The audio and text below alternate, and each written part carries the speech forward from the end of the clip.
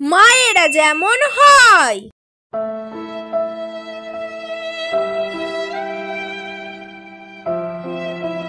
অতিক পাখি অতিক পাখি পতিক পাখির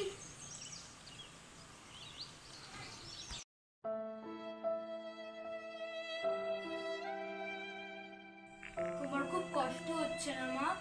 তুমি একটু বসো, আমি তোমার হয়ে কাজগুলো সব করে দিচ্ছি।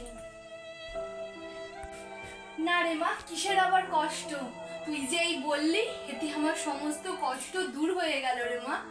তুই যা গিয়ে ওখানে বস, তোকে কোনো কাজে এখানে হাত দিতে হবে না। তুই যে হলি আমার ঘরের রাজরানী, যা তুই বসে বসে ওখানে মন দিয়ে পড়াশোনা কর। হ্যাঁ, তুই অনেক বড় হবি মা, আমি এই কামনা করি।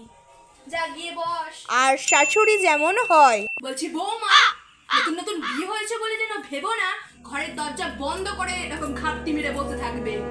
আমি সাফ সাফ কথা বলে দিচ্ছি, তোমরা কান খুলে শুনে নাও। আজ থেকে ঘরের সমস্ত কাজের দায়িত্ব হলো তোমার। আগে আমার দায়িত্ব ছিল, আজ থেকে সমস্ত দায়িত্ব তোমার। দায়িত্ব যদি না পালন করতে পারো তাহলে আমি কিন্তু তুলকালাম করে দেবো বলে দিচ্ছি।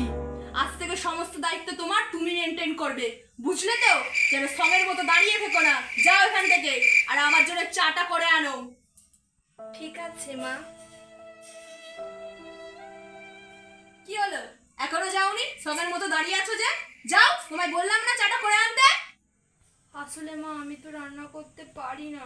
হায় হায় হায় রে, আমার পোড়া কপালে কি মেয়েকে আমার বাবুর সাথে বিয়ে দিয়েছিস বাবা? বলি, তোমার মা কি তোমাকে কোনো কাজ বাজ শেখায়নি নাকি?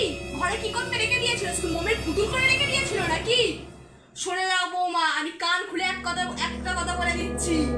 আজ থেকে বাড়ির সমস্ত দায়িত্ব তোমার। তুমি কিভাবে মেনটেন করবে আমি ওসব কথা জানি না। বিয়ের পর আমিও কিন্তু এরকম ভাবে সংসারের কাজ সমস্ত কিছু মেনটেন করেছি।